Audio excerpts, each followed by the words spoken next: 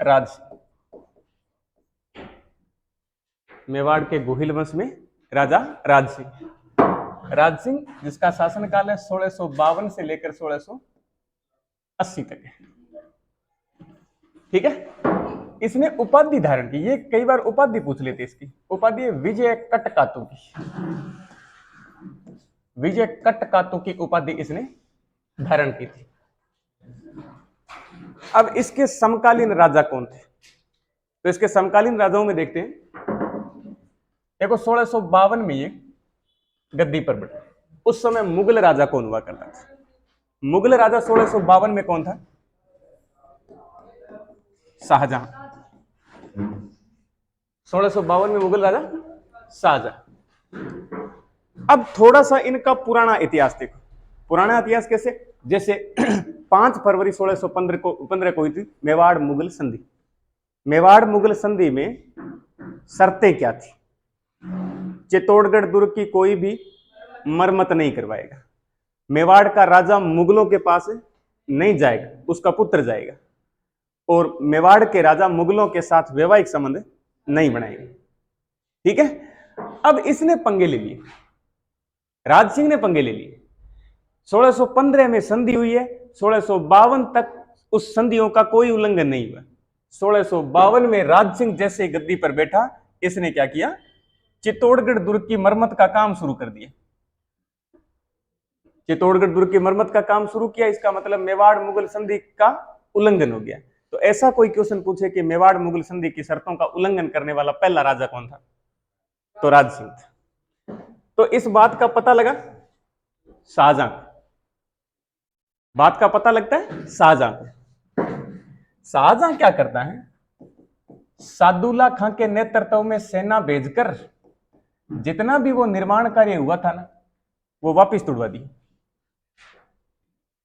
जितना निर्माण कार्य वो वापस तुड़वा दिया।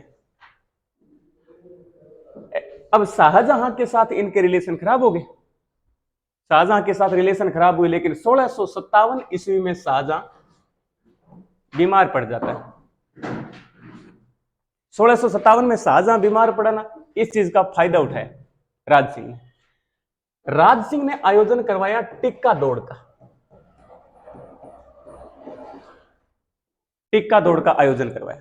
टिक्का दौड़ का मतलब होता है राजा का राज्याभिषेक हुआ है, उसकी सालगिरह के अवसर पर राजा घोड़े दौड़ाया करता था, और जहां जहां तक घोड़ा जाता वहां वहां तक उसका साम्राज्य माना जाता था। ठीक है। ये राजा की प्रतिष्ठा का प्रतीक है। राजा कोई मजबूत स्थिति है राजा की, वही घोड़े दौड़ा सकता है, हर एक घोड़े नहीं दौड़ा सकता। इसने इस चीज का फायदा उठाया, टिक्का दौड़ का आयोजन किया और अपने साम्राज्य का विस्तार किया। 1657 में शाहजहां बीमार पड़ा। जैसे बीमार पड़ा तो इसके पुत्रों ने इसको कैद कर दिया। बीमार होते ही शाहजहां को कैद कर दिया। शाहजहां को कैद कहां पर किया गया? ताजमहल के बिल्कुल सामने आगरा के किले के अंदर एक बुर्ज हुआ करती थी, मुसम्मन बुर्ज। उस मुसम्मन बुर्ज के अंदर कैद कर दिया गया। पुत्रों ने सोचा होगा कि इस मुसम्मन बुर्ज से सीधा ताजमहल दिखता है, कि मऊ की याद आ तेरे सिर पड़िया रे सिवा, क्यों मुमताज की याद में बनाया गया था। तो कैद कर दिया वहां पर। अब वो पुत्र आपस में लड़ने लगे। 4 पुत्र। एक तो सबसे बड़ा पुत्र दारा शिको है, फिर औरंगजेब, एक है शाह सुजा, और एक है मुराद। ये 4 पुत्र आपस में लड़ना शुरू कर देते हैं। वैसे गद्दी का दावेदार असली तो दारा शिको ही था, क्योंकि बड़ा था और योग्य भी था। तो दारा शिको आगरा में था, औरंगजेब उज्जैन में बैठा था, और ये शाह सुजा ये बंगाल में बैठा था, मुराद गुजरात में बैठा था। इसका मतलब शाहजहां ने अपने 4 पुत्रों को अलग अलग स्थानों पर नियुक्त कर रखा था, सूबेदारी दे रखी। अब चारों ने पिताजी को तो कैद कर दिया है, आपस में लड़ रहे हैं। कई युद्ध होते हैं। धर्मत का युद्ध होता है, सामूगढ़ का युद्ध होता है, खंजवा का युद्ध होता है, बहादुरपुर का युद्ध होता है, और फिर दोराई का युद्ध होता है। ये चारों आपस में लड़ते हैं। एक युद्ध होता है, इन चारों में जो मेन युद्ध है वो एक है धर्मत का युद्ध। धर्मत का युद्ध हुआ 1658 ईस्वी। धर्मत का युद्ध 1658 में दो भाइयों के बीच हुआ। एक तो है दारा शिकोह है और एक है औरंगजेब। दारा शिकोह है औरंगजेब। दारा शिकोह ने पत्र लिखकर बुला लिया मारवाड़ के राजा जसवंत सिंह को। जसवंत सिंह सहायता करने के लिए चला गया। दारा शिकोह ने पत्र लिखा राज सिंह को, मेवाड़ के राजा राज सिंह को भी पत्र लिखा कि यार हम दोनों भाई लड़ रहे हैं, उज्जैन अपने धर्मत है ना उज्जैन, वहां लड़ेंगे और तेरे को तो पता है मैं बड़ा हूं, तू बता तू किसकी सहायता करेगा। राज सिंह ने कहा जो गद्दी पर बैठ जाएगा वही हमें स्वीकार है, हम किसी की सहायता नहीं करते। तो राज सिंह सहायता करने के लिए गया ही नहीं। ये दोनों लड़े। इस युद्ध के अंदर औरंगजेब जीत गया, दारा शिकोह हार गया। औरंगजेब जीता, दारा शिकोह हार गया और गद्दी पर बैठ गया औरंगजेब। अब बताओ औरंगजेब और राज सिंह के रिलेशन खराब है या अच्छे? अच्छे। अच्छे होने के कारण क्या है? उसने दारा शिकोह की सहायता नहीं की। अब दारा शिकोह की सहायता नहीं की है तो रिलेशन अच्छे हो गए। अब मैं थोड़ा बता देता हूं आपको किस तरीके से कहां पर कौन सा राजा गद्दी पर बैठा। यहां ये जो लोकेशन है वो है मेवाड़ की। मेवाड़ में गद्दी पर कौन है? राज सिंह। इधर यहां आगरा में कौन आ गया? औरंगजेब आ गया। आगरा में औरंगजेब आ गया। बाकी लड़ाई झगड़ा कर पुरा के औरंगजेब ने अपने 3 भाइयों को मार दिया, स्वतंत्र रूप से दोराई के युद्ध के बाद गद्दी पर बैठ गया था। इधर मारवाड़ में राजा है जसवंत सिंह प्रथम। जसवंत सिंह प्रथम गद्दी पर बैठा। इधर अजमेर में एक जगह पड़ती है रूपनगर। रूपनगढ़ भी है और रूपनगर भी, दोनों ही अजमेर के अंदर है। राज सिंह और औरंगजेब के रिलेशन ठीक ठाक है, लेकिन दोनों के रिलेशन खराब होते आगे चलकर खराब होते हैं, जिनमें कई कारण बनते हैं। वो खराब होने के कारण क्या है? एक तो औरंगजेब के जजिया कर का विरोध किया राज सिंह ने। एक औरंगजेब ने हिंदू देवी देवताओं की मूर्तियों को तोड़ने का अभियान चलाया, लेकिन राज सिंह ने विरोध किया। एक है रूपनगर किशनगढ़ अजमेर की राजकुमारी हुआ करती थी चारुमती। चारुमती, ये चारुमती के कारण रिलेशन खराब हो जाते। तो कई कारण बनते, देखो ध्यान से सुनो। एक कारण कौन सा बताया मैंने? मूर्तियों को तोड़ने का अभियान चलाया, लेकिन राज सिंह ने मेवाड़ में मूर्तियां तोड़ने नहीं दी। दूसरा, औरंगजेब के जजिया कर का विरोध करने वाला मेवाड़ का राजा राज सिंह था। एक चारुमती। देखो लफड़ा क्या पड़ता है, यहां दिल्ली के अंदर एक महिला रहा करती थी, एक बुजुर्ग महिला, चित्रकारी करने में माहिर हुआ करती थी, पेंटिंग बहुत अच्छी किया करती थी। कोई राजा महाराजाओं की पेंटिंग बना दिया करती थी, भगवान की पेंटिंग बना देती थी, इस तरीके से अच्छी पेंटिंग करने वाली कलाकार हुआ करती थी। उसके पास कई सारे चित्र, वो वहां से वो फोटोज वगैरह लेकर दिल्ली से आई हुई थी अजमेर के अंदर। अजमेर के अंदर फोटो बेच रही थी, कोई पिक खरीद लीजिए, पिक खरीद लीजिए, ऐसे कर रही थी। ऐसे कर रही थी तो वो जो चारुमती है, चारुमती के महल के आगे से गुजर रही थी। ऐसे चारुमती को आवाज सुनाई दी उस महिला की। चारुमती ने कहा इधर आ, मैं खरीद दूंगी, और कोई खरीदी ना खरीदे मैं खरीद लूंगी। वो महिला गई अंदर गई, वो चारुमती के आगे वो फोटो बिखेर के छोड़ देती। उसकी कोई भी फोटो पसंद नहीं आती। फिर वो महिला कहती तो कोई तो एक आदि तो पसंद करी में से। चारुमती कहती है कोई अच्छे योद्धा की तस्वीर दिखा मेरे को, या कोई भगवान की फोटो दिखा मेरे को। ये क्या है, किस किस की फोटो दिखा रही है? पृथ्वीराज राठौड़ की, पृथ्वीराज चौहान की फोटो दिखाइए कोई, या महाराणा प्रताप की फोटो दिखाइए, महाराणा कुंभा की, राणा सांगा की, ऐसे राजाओं की फोटो दिखा मेरे को। उस महिला ने क्या किया, फोटो औरंगजेब की आगे रख दी। ये देख, उत्तरी भारत का सम्राट है मुगल शासक औरंगजेब। चारुमती को गुस्सा आया। चारुमती ने कहा, मैंने तेरे को एक योद्धा की, राजपुताने के योद्धा की तस्वीर दिखाने को बोला था, इसकी फोटो नहीं चाहिए मेरे को। गुस्से में आ गई चारुमती। अब लड़कियों का गुस्सा उतारने का तरीका अलग ही होता है, का चूंठिया बोलती है, बटका बोलती है। उसने क्या किया, फोटो के ऊपर चप्पलें मारने शुरू कर दी। अपनी सहेलियों को भी बोल दिया कि चप्पलें मारो इस पर। अब वो फोटो तो फट गई। चारुमती ने उस महिला को कहा कि जाकर बता देना तेरे औरंगजेब को कि रूपनगर में कोई राजकुमारी चारुमती, उसने तेरी फोटो फाड़ दी। और महिला भी गुस्से में थी। महिला ने जाकर औरंगजेब को बताया, क्या रूपनगर में कोई राजकुमारी थी चारुमती, आपकी फोटो फाड़ दी, आपको धमकी तक दे दी है।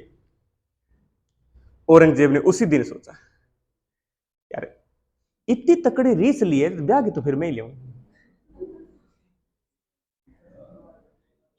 अब मेरे को उस चारुमती के साथ शादी करनी है। हाथों हाथ पत्र लिख दिए। पत्र लिखा कि मैं इतनी इतनी तारीख को रूपनगर आऊंगा, रूपनगर आऊंगा और चारुमती के साथ शादी करके चारुमती को लेके जाऊंगा। तो ये बात पहुंची चारुमती के भाई मान सिंह के पास। चारुमती का भाई मान सिंह हुआ करता। मान सिंह को यह बात पसंद नहीं थी, क्योंकि मान सिंह चारुमती की शादी और कहीं करना चाहता था, औरंगजेब के साथ नहीं। मान सिंह ने इनकार कर दिया। औरंगजेब ने धमकी दी कि देख लेना, अगर इनकार करने वाली बात मेरे आगे दोबारा आ गई ना, तो फिर तू और तेरी बहन और तेरी फैमिली हिसाब लगा लेना, रहने के लिए ठिकाना नहीं रहेगा। अब वो बात वापस गई मान सिंह के पास। मान सिंह ने डरते हां कर दी। हां कर दी, आगे अंदर जाकर बताया चारुमती को, भाई तेरा रिश्ता कर दिया मैं। क्या किसके साथ? क्या औरंगजेब के साथ। और चारुमती गुस्से में आकर अपने भाई को कहते, तेरे को किसने हक दिया कि मेरा रिश्ता तू कर दे? किसके साथ करके है? मेरे को वो लड़का बिल्कुल भी पसंद नहीं है, तू हां करके आ गया। वो मान सिंह कहता है, दीदी पंगे तूने लिए थे, पंगे मैंने नहीं लिए, पंगे तूने लिए। वो फोटो क्यों पड़ी तूने? अब तो शादी करनी पड़ेगी। चारुमती टेंशन में, चारुमती टेंशन के अंदर इधर उधर घूम रही है, अपनी सहेलियों से पूछ रही है, कोई इसका रास्ता बताओ इससे बाहर निकलने का। महलों के अंदर घूम रही थी। एक महल के अंदर एक रूम था, रूम के अंदर गई, इधर उधर देख रही थी। एक साइड के अंदर फोटो टंगी हुई थी, एक अच्छे योद्धा की फोटो टंगी हुई थी। वो चारुमती अपनी सहेलियों से पूछती कि ये फोटो किसकी? इसको नहीं जानती, इसके तो आजकल चर्चे चलते हैं कि कौन? कि मेवाड़ का राजा राज सिंह है, मेवाड़ का राजा राज सिंह है ये। चारुमती ने कहा, दिखने में तो ठीक ठाक लगता है, ये फोटो कोई पुरानी तो नहीं है ना, कि एज 50-60 साल होगी और तू कहती ठीक ठाक है? कि नहीं, 20-22 साल का नौजवान है, अभी अभी राजा बना है। तो क्या चारुमती ने कहा, बातें मत करो, आप वाले डायलॉग मेरे को बाद में बता देना, मैं जाते टाइम यहां गेट पर खड़ के सुन लूंगा। तो अब चारुमती अपनी सहेलियों के साथ बातचीत कर रही है। चारुमती कह रही है कि इनका पता करो, आजकल रहता कहां है, इनकी लाइव लोकेशन निकालो और आईडी निकालो इनकी कहां पर। इधर उधर पता किया गया, ये बात जैसे तैसे करके पहुंचाई गई राज सिंह तक। राज सिंह को मैसेज किया, राज सिंह ने पहले तो आता डिप्पी चेक की किसकी है, फिर ये भी सोच लिया होगा किसी लड़की की डिप्पी लगाकर कोई और तो मैसेज नहीं कर रहा है, कोई पड़ोसी तो नहीं है।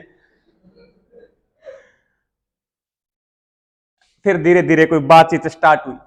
बातचीत स्टार्ट हुई, उसने सारी बात बताई। 2-3 दिन बात करते हुए निकले तो सारी बात बताई कि देख, मैंने तेरे साथ बात करनी क्यों स्टार्ट की, पहले तेरी तस्वीर देखी थी, तू मेरे को पसंद आ गया। दूसरी बात यह है कि औरंगजेब मेरे साथ शादी करना चाहता है, मैं तेरे साथ शादी करना चाहती, अब तेरा क्या ख्याल है? राज सिंह का पहले पहले माइंड घूम गया कि यार इसका अफेयर तो नहीं रहा पहले। फिर सोच विचार किया, क्या पता कोई लड़की मुसीबत में ही होगी वक्त बेचारी, कि पहले मेरे को पूरी स्टोरी बता। उसने पूरी स्टोरी बताई कि मैंने फोटोज वगैरह फाड़ दी थी, वो औरंगजेब नाराज हो गया, उसने पत्र लिखने शुरू कर दिए थे, शादी करने के लिए दबाव बना रहा है मेरे ऊपर। राज सिंह ने कहा अब तू नो टेंशन दे, अब तू नो टेंशन दे, तेरी शादी की कितनी तारीख फिक्स की थी औरंगजेब ने? कह जी इतनी इतनी तारीख को बोलूंगा, बोला है उसने, इतने बजे आ जाऊंगा। अब बताओ, वहां से आए अजमेर तो नजदीक पड़ता है या राज सिंह अजमेर जाए तो नजदीक पड़ता है? क्योंकि ये तो बॉर्डर ही लगती थी।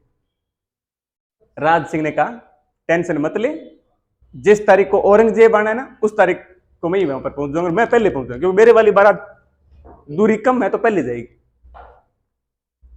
लेकिन राज सिंह की टेंशन तो है क्योंकि औरंगजेब एक उत्तरी भारत का मुगल शासक है, उसकी आर्मी ज्यादा मजबूत है।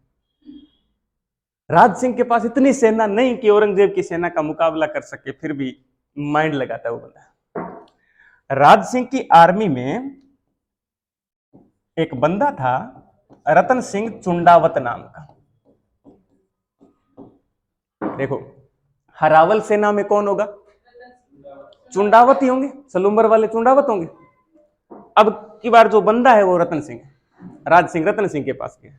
रतन सिंह को कहा कि रतन सिंह देख यार, मेरे को शादी करनी है, मेरे को शादी करनी है, अब तू ये बता आर्मी का नेतृत्व व्यवस्थित तरीके से कर लेगा और शादी कंप्लीट होनी चाहिए, मैंने प्रॉमिस कर लिया। देख, रतन सिंह चुंडावत ने कहा आज तक हरावल सेना अपने वादों पर खरी उतरी है, आज भी उतरेगी, मैं नेतृत्व करूंगा, आप टेंशन मत ली, आप दूल्हे बनिए बस।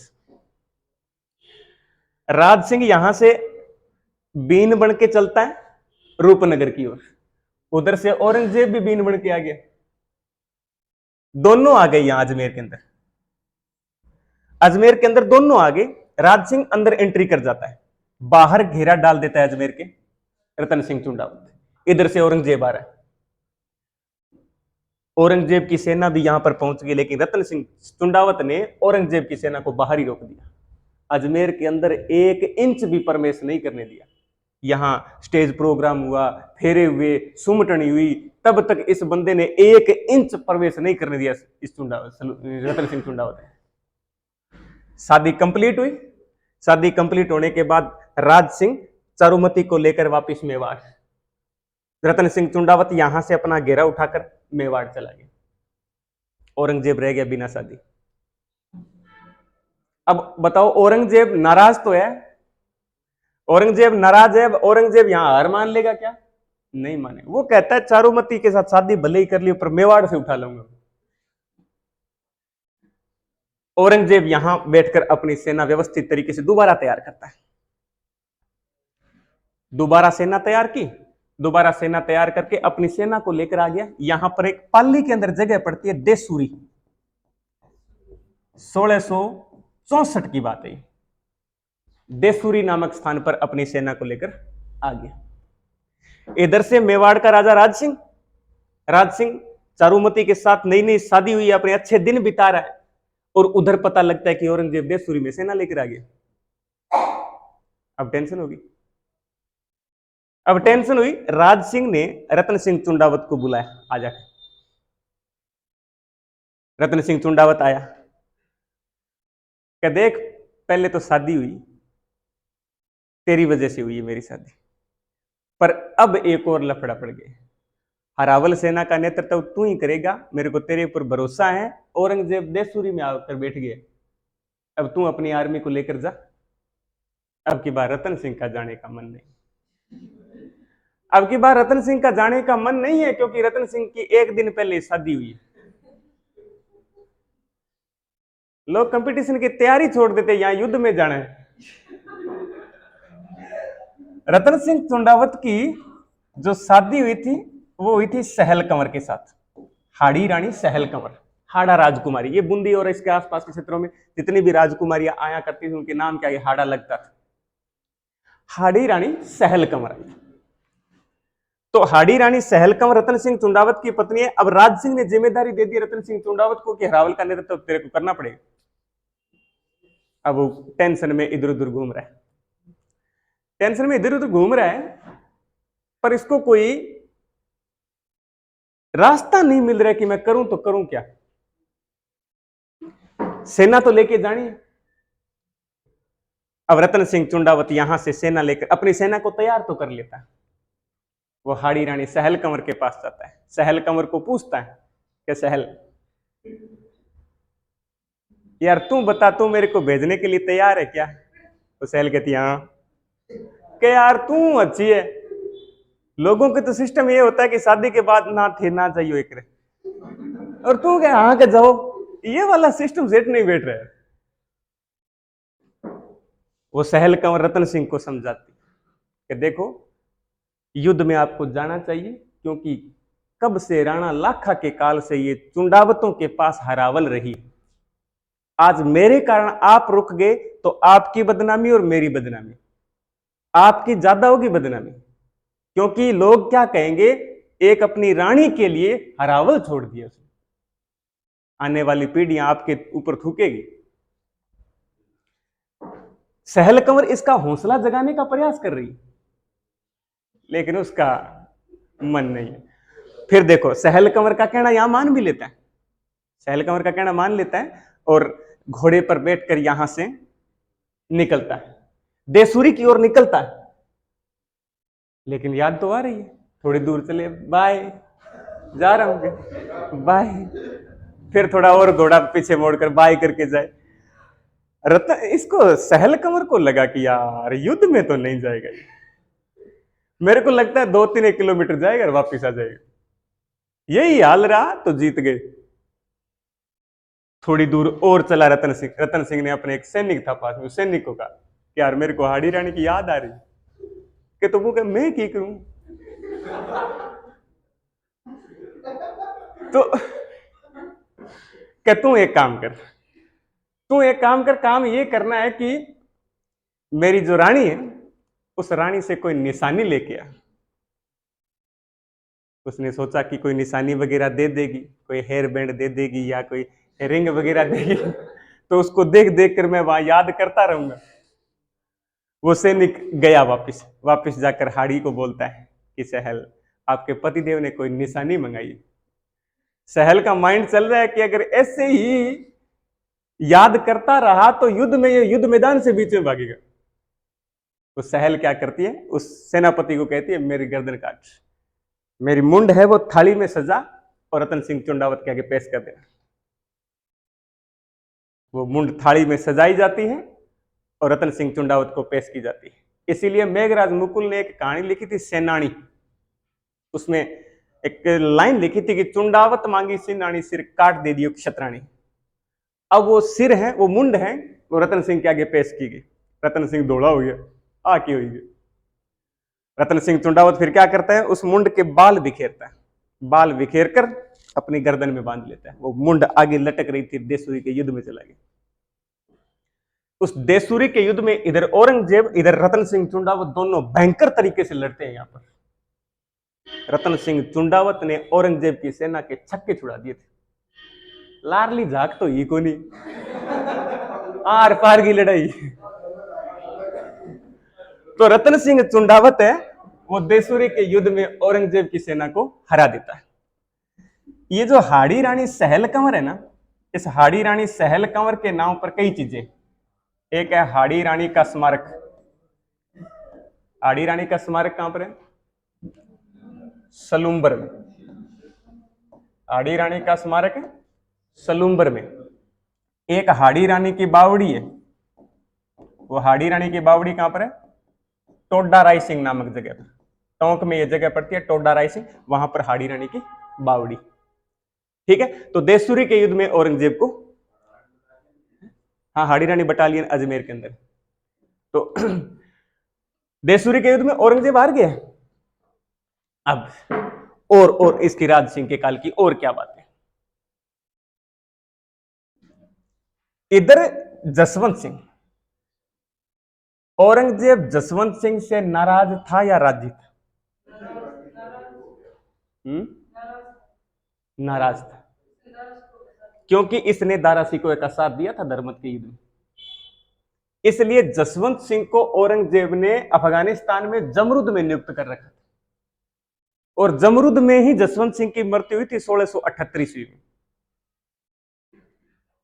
तो जसवंत सिंह के संतान थी अजीत सिंह। उस अजीत सिंह को लेकर दुर्गादास राठौड़ कौन से राजा के पास आया था? राज सिंह के पास आया था। तो ये और दुश्मनी का कारण था एक। और देखो, और राज सिंह के काल में और क्या क्या घटना है। एक आपने कोई श्रीनाथ जी का मंदिर पढ़ा होगा कभी, नाथद्वारा में, नाथद्वारा राजसमंद। तो ये मूर्ति है ना कृष्ण जी की मूर्ति, क्योंकि वल्लभाचार्य जी कृष्ण जी की मूर्ति का पूजन करते थे, श्रीनाथ जी के नाम से करते थे। तो इस श्रीनाथ जी की मूर्ति वृंदावन में हुआ करती थी। 1669 में औरंगजेब ने हिंदू देवी देवताओं की मूर्तियों को तोड़ने का अभियान चलाया। तो वहां पर गोसाई जाति के दो पुजारी, एक गोविंद देव, एक दामोदर, वो दोनों क्या करते, मूर्ति लेकर मेवाड़ आ गए थे। मेवाड़ में ये मूर्ति सिंहाड़ गांव में स्थापित की गई। ठीक है, ये क्वेश्चन रीट में पूछा गया था। सिंहाड़, नाथद्वारा का पुराना नाम पूछा गया था, सिंहाड़। ये मूर्ति स्थापना हुई 10 फरवरी 1672 को। तो क्वेश्चन कोई पूछे कि ये मूर्ति किसके काल में स्थापित हुई? राज सिंह के काल में स्थापित हुई, 10 फरवरी 1672। इसी दिन से नाथद्वारा चित्रशैली की शुरुआत मानी जाती है। नाथद्वारा चित्रशैली की शुरुआत राज सिंह के काल में हुई 10 फरवरी 1672। ये कलाकार जो नाथद्वारा चित्रशैली के कलाकार हैं वो आए थे मथुरा से, क्योंकि जब मूर्ति लाई गई तो वो कलाकार भी वहां के आ गए यहाँ पर। तो मथुरा के चित्रकारों द्वारा विकसित की गई राजस्थान की चित्रशैली कौन सी है? नाथद्वारा शैली। हाँ, तो इस क्षेत्र के अंदर श्री कृष्ण जी के बाल स्वरूप की पूजा की जाती, दिन में 8 बार आरती होती। मंदिर को क्या बोलते हैं यहाँ पर? हवेली। श्री कृष्ण जी का दर्शन करना जानकी, श्री कृष्ण जी की कृपा पुष्टि। इस क्षेत्र के अंदर गांव को बोलते हैं द्वारा। इसीलिए देखो श्रीनाथ जी के नाम पर नाथ, गांव को द्वारा बोलते हैं, तो नाथ द्वारा नाम होगा। एक राज सिंह ने राजसमंद झील का भी निर्माण करवाया। राज सिंह ने राजसमंद झील का भी निर्माण करवाया। राज सिंह ने राजसमंद झील का निर्माण करवाया 1662 से लेकर 1676 के बीच। और राजसमंद झील के अंदर कौन सी नदी जल गिराती? गोमती नदी जल गिराती। और राजसमंद झील की जो उत्तरी साइड है, इस तरीके से उत्तरी साइड है, वहां पर 25 बड़े बड़े पत्थर, 25 बड़े बड़े पत्थर हैं। इसको बोलते हैं नौ चौकी पाल। नौ चौकी पाल इसको बोलते हैं। इस नौ चौकी पाल पर 25 बड़े बड़े पत्थरों पर मेवाड़ का इतिहास लिखा गया है, जिसको बोलते हैं राज प्रशस्ति।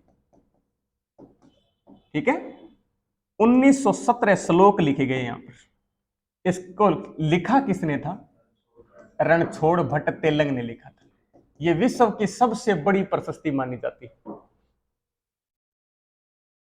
फिर राजसमंद झील का जो निर्माण हुआ ना, वो उसके साथ एक और घटना है। एक तो इस झील के किनारे द्वारिकाधीश मंदिर है, और एक इस झील के किनारे घेवर माता का मंदिर भी। जब ये निर्माण कार्य हुआ ना, उस टाइम देखो 2 घटनाएं घटती। राजसमंद झील क्यों बनवाता है? राजसमंद झील बनवाने का मेन कारण यह था कि राज सिंह ने अपने जीवन में अपराध बहुत किए थे। उन अपराधों का प्रायश्चित करने के लिए एक ऋषि के पास जाता है, और वो ऋषि राय देता है इसको। क्योंकि राज सिंह ना कहते हैं इनको गुस्सा बहुत आया करता था। एक अपने पास गोटिया रखता था, मिर्च रखने वाला, तो गोटिया ना वो रखता था। कोई भी ऊंची आवाज में बात कर लेता है इसके साथ, गोटिया की दे के मार देता है। इसलिए उसने अपने जीवन में उसने सोचा कि यार अपराध तो बहुत कर लिए, एक तो अपनी लुगाई को मार दिया, कोई चाचू कौन बना के दी, जड़ी मर गई वह, एक अपने लड़के को मार दिया। तो संत के पास, ऋषि के पास गया। ऋषि को जाकर कहा, जी ऋषि जी, यार मेरे को लगता है मेरे को मोक्ष की प्राप्ति नहीं होगी। आप कोई ऐसा वरदान दे मेरे को, या ऐसी कोई राय दे जो मैं काम करवाऊं और मेरे को मोक्ष की प्राप्ति हो जाए। ऋषि ने कहा कि देखो, एक जलाशय का निर्माण करवा था। जलाशय का निर्माण करवा, उस जलाशय के अंदर लोग पानी पिएंगे, जानवर पानी पिएंगे, तेरे को आशीष देंगे, तेरे को मोक्ष की प्राप्ति हो जाएगी। राज सिंह ने सोचा और तो क्या कर सकते हैं, एक बड़ा सा गड्ढा बनवा दिया। बड़ा सा गड्ढा बनवाया। पहले तो वो गड्ढा ही था, बाद में उसको झील का रूप दिया गया। वो गड्ढा देखो किस तरीके से बनता है। राज सिंह की एक रानी का नाम था बटियाणी। अब बटियाणी नाम है तो इसका मतलब वो राजकुमारी कहां की? भाटी, जैसलमेर, जैसलमेर की राजकुमारी। राज सिंह की रानियां बहुत सारी थी। शादी वाले दिन क्या हुआ, जिस दिन बटियाणी के साथ शादी हुई ना, उस दिन कोई छोटी मोटी बात पर नोक झोंक हो गई और बटियाणी रूठ गई। बटियाणी रूठ कर वापिस पीहर चली गई, कई दिनों तक आई नहीं। अब राजा राज सिंह के एक आधी कोई रानी हो तो याद रहे, अब 15-20 हो तो कौन सी रूठी हुई कौन सी मान गई, ये बात याद ही नहीं रहती। कई साल बीत गए, इस बात को भूल ही गया, खुद भूल गया। एक दिन कोई सावन तीज का दिन था।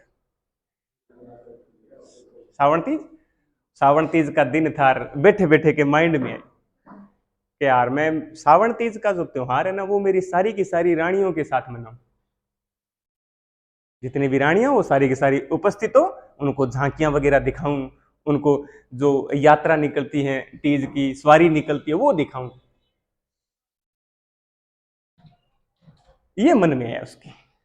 फिर इसने सोचा काउंटिंग तो करेगा, कम ज्यादा तो नहीं हो गई है।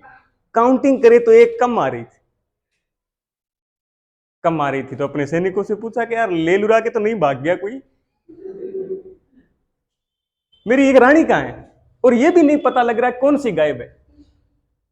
किसी बंदे ने कहा जी आपकी एक रानी हुआ करती थी बटियाणी, जैसलमेर की राजकुमारी, वो आपसे रूठ गई थी और चली गई थी जैसलमेर, और वो वापस आई नहीं, आप मनाने के लिए गई नहीं। राज सिंह बोल गया यार सही है बात, तो याद तो आ रहा है थोड़ा थोड़ा मेरे। कि चलो फिर अपने रानी बटियाणी को लेकर आते हैं। जब मेवाड़ से चलता है रानी बटियाणी को लेने के लिए, तो रास्ते में गोमती नदी, सावन का महीना था, नदियां उफान पर होती है क्योंकि बारिश ज्यादा होती है। रास्ता पार नहीं कर पाता है, तो वो क्या करता है, अपने सैनिकों से बोलकर एक बड़ा गड्ढा बनवाता है। अब राजा चलेगा, चाहे वो ससुराल जाए चाहे वो कहीं पर जाए, तो ऐसा तो नहीं है कि राजा साइकिल पर चढ़ कर गया और रानी को बिठाकर वापस ले आया। राजा चलेगा तो पूरा काफिला चलेगा, हाथी घोड़े चलेंगे, सैनिक भी चलेंगे, क्या पता कोई अटैक हो जाए वहां पर। तो बहुत सारे लोग साथ में जा रहे थे। सैनिकों को बोला फटाफट गड्ढा खोद दिया। अब उस नदी का मुहाना उस गड्ढे की तरफ किया और बाहर से रास्ता बनाकर जैसलमेर गए। जैसलमेर जाकर रानी बटियाणी को कहते हैं, रानी यार तुम तो रूठ ही गई थोड़ी सी बात। वो कहती है मैं रूठ तो गई थी, पर बाद में मेरे को पछतावा हो गया कि थोड़ी सी मिस कॉल ही मार दे तो बाजियों थी, मिस कॉल क्या मारी थे, जो को लेने ही कौन या थी, थाने मेरी याद ही कौन है। मैं सोची निशर्मी, मैं हूं निशर्मा थे ही हो गया। अब रानी बटियाणी नहा धोई कुछ नहीं करती, वो कहते आप वहीं जाकर नहाएंगे अपने, चलो अपने। रानी बटियाणी को लेकर वापस जब मेवाड़ पहुंचा ना, 15 दिन लग गए।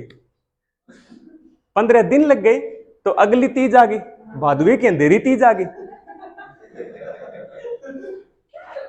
अब वो भादुए की अंधेरी तीज आ गई तो वो राज सिंह कहता है कि यही मेरे लिए बड़ी तीज है। इसलिए बड़ी तीज भाद्रपद कृष्ण तीज को मनाई जाती है और छोटी तीज श्रावण शुक्ल तीज को मनाई जाती है। छोटी तीज पहले आती है और बड़ी तीज बाद में आती है। अब रानी बटियाणी को लेकर यहां पर आ गया, अपनी सारी की सारी रानियों के साथ वो तीज का त्योहार मनाता। फिर देखो राजसमंद झील का बाद में वो खड्डा है ना, जो गड्ढा बनाया गया, वही झील का रूप दिया गया। वो झील बनाएगी, झील बनाएगी। उस झील का उत्तरी साइड है वो क्या है? नौचों की पाल। 25 बड़े बड़े पत्थर रखे गए। सबसे मजबूत साइड है वो कौन सी है? ये नौचों की पाली। बाकी 3 साइडें है मजबूत, लेकिन सबसे मजबूत कौन सी है? ये नौचों की पाली। राज सिंह निर्माण करवाता, ये नौचों की पाल टूट जाता, फिर निर्माण करवाता, फिर टूट जाता। राज सिंह कहते यार अपराध तो वास्तव में किए अपने, एक झील बनवाई है वही सक्सेस नहीं हो रही, इसका मतलब अपराध तो किए। अब क्या करूं? ऋषि के पास दोबारा गया। ऋषि के पास दोबारा गया, ऋषि को जाकर कहता है कि ऋषि जी आपने तो जलाशय बनवाने का कहा था, मैंने जलाशय तो बनवा दिया लेकिन वो सक्सेस नहीं हो रहा है, जो मजबूत साइड है ना वही टूट रही है। ऋषि जी ने कहा इस झील की नींव कोई ऐसी महिला से रखवाई जाए जिसके बाएं गाल पर तिल हो और पतिव्रता नारी हो। राज सिंह ने अपने सैनिकों को बोलकर ऐसी महिला ढूंढने के लिए भेज दिए। राज सिंह बिजी बहुत रहता था बंदा। राज सिंह ने ऐसी महिला ढूंढने के लिए अपने बंदे भेजे। किस्मत इतनी खराब कि ऐसी महिला नहीं मिली। पहले तो आप खुद वाली चेक की थी, किसी के बाएं गाल पर तिल नहीं मिला। इधर उधर की रियासतों में अपने बंदे भेजे, वहां पर भी नहीं मिली। घूमते घूमते इसके सैनिक मालवा चले गए। मेवाड़ के बॉर्डर लगती है मालवा, मालवा चले गए। मालवा में कोई गेवर नाम की लड़की वहां पर घूम रही थी, कोई डांगर डूंगर चरान लाग रही, घूम रही थी। वो सैनिक बहुत ही 12-6 महीने से घूम रहे थे, परेशान हो गए थे। उधर से राज सिंह का दबाव कि लाई क्यों नहीं ऐसी महिला। उस घेवर के बाएं गाल पर तिल था, शादी हुई नहीं थी, कुंवारी थी। सैनिकों ने इस घेवर को देखते ही सैनिक खुश हो गए। सैनिक खुश होकर मिल तो गई ऐसी, अब तो बुला गई ले जाके। जब सैनिक खुश हुए, सैनिक जब स्माइल दे रहे थे तो घेवर को अचंभा कि यार ये मेरे को देखकर स्माइल क्यों दे रहे हैं। घेवर ने पूछा, घेवर ने कहा उन लड़कों से जो सैनिक घूम रहे थे उनको कहा कि जैसा आप समझ रहे हो मैं वैसी नहीं हूं। वो सैनिक सामने से रिप्लाई देते भाई तू समझे विषा में को नहीं।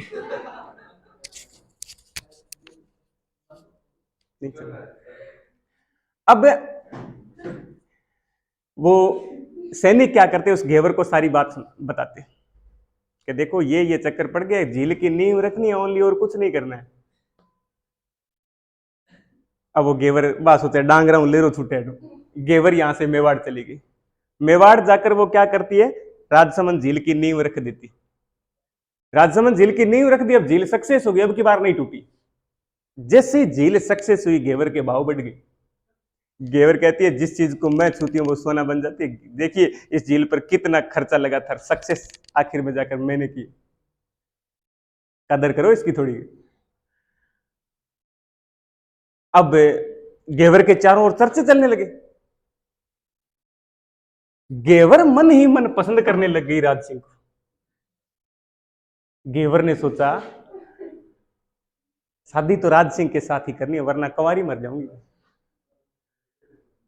अब एक दिन कोई बैठी बैठी ने राज सिंह को कहा, राज सिंह मेरे को तेरे से शादी करनी है। राज सिंह के यार मैं हम झील की नींव रखवाने के लिए लाए थे तेरे को, तेरी नींव नहीं रखनी है यहां पे। वो कहती नहीं नहीं शादी तो मैं आपसे करें, आप बहुत पसंद आ गए। वो क्या मैं 15-20 ले फिरूं पहले ही कि फिर क्या हुआ 15 हुए था मैं 16वीं हो जाऊंगी, आपके 20 है तो मैं 21वीं हो जाऊंगी, लेकिन शादी तो आपसे ही करूंगा।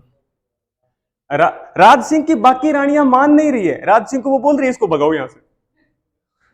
राज सिंह के मन में ये भी है ये कहीं भाग गई तो ये झील ना टूट जाए।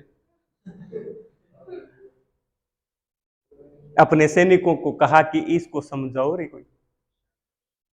सैनिक जाकर बोलते हैं घेवर को, सैनिक बोलते कि भाई क्या नहीं करे और घना फिर ला रही, कोई और पसंद कर ली तो इनमें ईशो की जो 15-16 ले बैठे तू और। वो कहती है नहीं शादी तो इसके साथ ही करनी है। राज सिंह किसी भी सूरत में मानने को तैयार नहीं हुआ। वो घेवर क्या करती है, इसी राजसमंद झील में कूद जाती। तो इतिहास में बिना पति के सती होने वाली नारी कौन है? घेवर माता। तो अब घेवर के चारों ओर चर्चित थे, लोगों के मन में यह था कि घेवर के खुद के इतने शुभ हाथ है कि जिसको छूती है सोना बन जाता है, आज अपने घेवर का मंदिर बनवा देते। फिर राज सिंह ने क्या किया, घेवर का मंदिर बनवाया। अब क्या घेवर घेवर तो सिद्धू के करो, घेवर माता के करो, तो घेवर माता के नाम से इनकी पूजा की जाती। ठीक है, तो कई बातें होगी। बाद में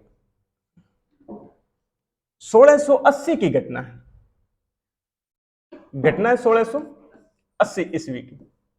1680 में राज सिंह को इसके साथियों ने कुंभलगढ़ दुर्ग में जहर दे दिया। कुंभलगढ़ दुर्ग में राज सिंह को जहर दे दिया, राज सिंह की मृत्यु हो जाती है। जैसे ही राज सिंह की मृत्यु हुई, राज सिंह का पुत्र गद्दी पर बैठता है, जिसका नाम था राणा जयसिंह। ये ना तो सवाई जयसिंह है, ना मिर्जा राजा जयसिंह है, क्योंकि मेवाड़ के राजाओं के नाम क्या क्या लगे, या तो राणा लगेगा, या गोहिल लगेगा, या सिसोदिया लगेगा, या रावल लगेगा। तो राणा जयसिंह गद्दी पर बैठा। राणा जयसिंह 1680 से लेकर 1698 तक। जैसे ही राणा जयसिंह गद्दी पर बैठा, 1681 में औरंगजेब के साथ संधि कर लेता है। औरंगजेब ने इसको 3 क्षेत्र दिए थे, एक पुर, एक है बदनौर, और तीसरा है मांडलगढ़। तीसरा है मांडलगढ़। ये 3 क्षेत्र दिए थे। ठीक है, ये राज सिंह अपना कंप्लीट है। अब अगला एक रावचंद्र सेन है। रावचंद्र सेन की ज्यादा कोई बातें नहीं है, 5-7 की बातें बस, वो रावचंद्र सेन पढ़ लेते हैं।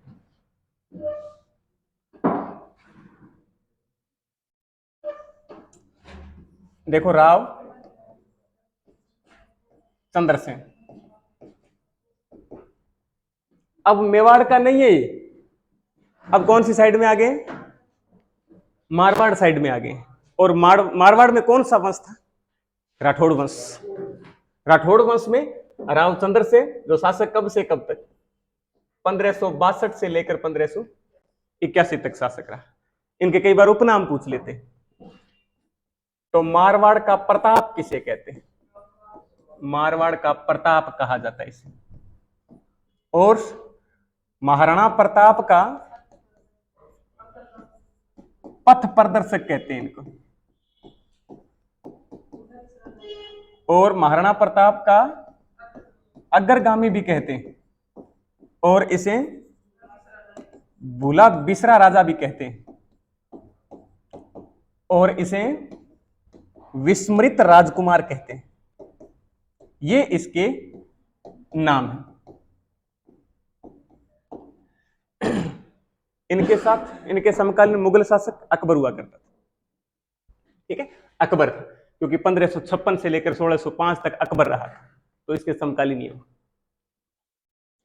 रावचंद्र सेन के पिता का नाम था मालदेव, माता का नाम था स्वरूपदे। मालदेव के सबसे बड़े पुत्र का नाम था राम। 2 नंबर पुत्र का नाम था मोटा राजा उदय सिंह, और 3 नंबर पुत्र था रावचंद्र सेन। तो गद्दी का दावेदार कौन था? राम। लेकिन सबसे योग्य रावचंद्र सेन था। मालदेव को लगता था कि अगर मेरे बाद कोई मारवाड़ का राठौड़ इनका भविष्य उज्जवल रख सकता है तो वो रावचंद्र सेन ही, इसलिए मैं रावचंद्र सेन को उत्तराधिकारी बनाता हूं। जैसे रावचंद्र सेन को उत्तराधिकारी बनाया, वो दोनों भाई रूठ गए।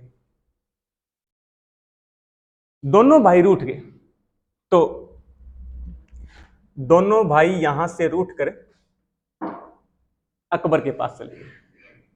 अकबर के पास चलते हैं तो रावचंद्र सेन ने इन दोनों भाइयों के साथ एक तो नाडोल का युद्ध लड़ा, एक लोहावट का युद्ध लड़ा। नाडोल और लोहावट के युद्ध में दोनों भाइयों को हरा दिया। दोनों भाई हारकर अब शरण कहां लेंगे? अकबर के पास। अकबर के पास दोनों चले गए। अकबर ने मोटा राजा उदय सिंह को अपनी आर्मी में भर्ती किया था। राम को फलोदी और इसके आसपास का क्षेत्र दे दिए। ये दोनों अकबर को जाकर बोलते हैं कि हम तेरी अधीनता स्वीकार करते हैं, हमें बस मारवाड़ का राजा बना दो आप। इधर राव चंद्रसेन अधीनता वाली बात स्वीकार नहीं कर रहे। तो अधीनता वाली बात स्वीकार नहीं कर रहे हैं, तो अकबर राव चंद्रसेन को अपने अधीन लाने के लिए कौन सा प्रयास करता है? 1664 ईस्वी के अंदर अकबर क्या करता है? हुसैन कुल्ली खां के नेतृत्व में, हुसैन कुल्ली खां के नेतृत्व में सेना भेजकर, हुसैन कुल्ली खां के नेतृत्व में सेना भेजकर राव चंद्रसेन पर आक्रमण करवाते हैं। राव चंद्रसेन यहां से कहां भाग जाता है? भादराजोन, जालोर में ये जगह पड़ती है, भादराजोन, भादराजोन में भाग जाता है। फिर धीरे धीरे भादराजोन से ये राव चंद्रसेन छापामार युद्ध पद्धति अपनाता है और धीरे धीरे वापस मारवाड़ पर, पूरे मारवाड़ पर कब्जा कर लेता है। जब पूरे मारवाड़ पर कब्जा किया तो 1570 में अकबर ने नागौर दरबार लगाया था और नागौर दरबार के अंदर अकबर ने आसपास के राजाओं को इनवाइट भी किया था। राम भी गया था उसमें, मोटा राजा उदय सिंह गया था, सिरोही का शासक बूंदी का शासक सुरजन हाड़ा गया था, बीकानेर से कल्याणमल, उसके दो पुत्र एक राय सिंह एक पृथ्वीराज राठौड़ गए थे, आमेर से भारमल गया था और भारमल की सहायता से ही लगाया था दरबारी, ये सारे गए। इसके अंदर राव चंद्रसेन को भी इनवाइट किया गया। राव चंद्रसेन को इस बात का पता नहीं था कि मेरे दोनों भाई पहले पहुंच चुके हैं वहां पर। राव चंद्रसेन यहां से गया, वहां पर गया ना, तो वो नागौर दरबार था, उसका जो एंट्री गेट था, वो एंट्री गेट इतना नीचे बना रखा था कि जब भी कोई शासक अंदर प्रवेश करता तो यहां बादशाह बैठा है, बादशाह के आगे गर्दन झुकाकर अंदर प्रवेश करता। राव चंद्रसेन समझ गया कि ये गर्दन झुकाना चाहते हैं सभी की। राव चंद्रसेन क्या करता है? अपने घुटने टेक लेता है, लेकिन गर्दन बिल्कुल सीधी की सीधी रखकर अंदर प्रवेश कर गया।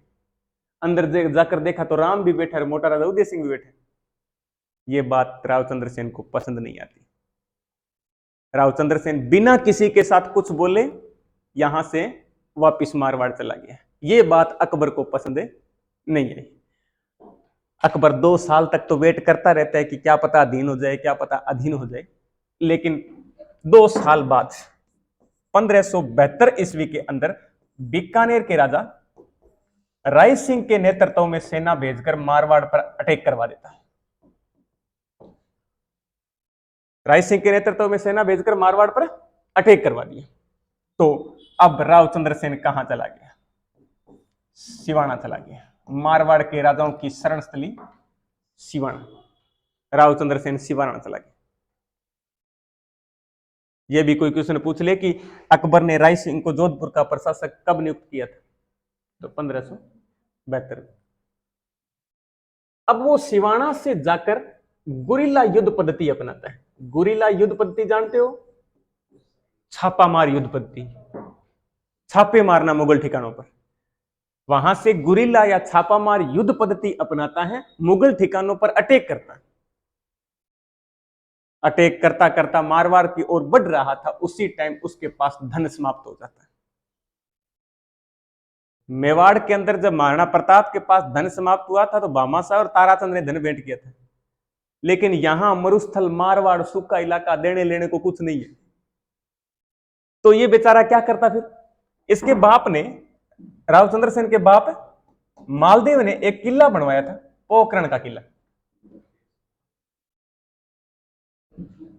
पोखरण का किला जैसलमेर के हरराय भाटी के पास गिरवी रखा था और गिरवी रखकर वहां से धन प्राप्त करके अपनी सेना पर खर्च किया था। ठीक है, सेना पर खर्च किया, छापामार युद्ध पद्धति अपना रखी थी, आगे बढ़ रहा था। आगे बढ़ता बढ़ता जोधपुर के पास पहुंचा, सारण की पहाड़ियों में। पाली में सारण की पहाड़ियां, सारण की पहाड़ियों में पहुंचा तो इसके साथ रावचंद्र सेन के साथ एक बंदा विश्वासघात कर लेता है। एक बेरीसाल नाम का बंदा था, बेरीसाल नाम का बंदा, जिसने 1581 के अंदर सारण की पहाड़ियों में रावचंद्र सेन को जहर दे दी। रावचंद्र सेन की सारण की पहाड़ियों में मृत्यु हो जाती है, तो रावचंद्र सेन का यहीं पर अंतिम संस्कार किया गया। यहीं पर रावचंद्र सेन की छतरी बनी हुई है और इसके साथ इसकी 5 रानियां सती हुई थी। उन 5 रानियों की भी यहां पर प्रतिमाएं लगी हुई। इस बात की खबर लगी कि मारवाड़ में राजा रावचंद्र सेन की मृत्यु हुई, अकबर को पता लगता है। अकबर मारवाड़ को खालसा घोषित कर देता है। खालसा यानी जो क्षेत्र सीधा सेंटर के अधीन होता है वो क्षेत्र खालसा होता है। 2 साल तक मारवाड़ खालसा रहा, 1581 से लेकर 1583 तक 2 साल तक मारवाड़ खालसा रहा। 2 साल बाद मारवाड़ का राजा बना दिया गया मोटा राजा उदय सिंह, जो 1583 से लेकर 1595 तक मोटा राजा उदय सिंह शासक रहता है। ठीक है, ये आपका राज सिंह कंप्लीट हो गया और रावचंद्र सेन भी हो गया। अगला राजा कल्पना है।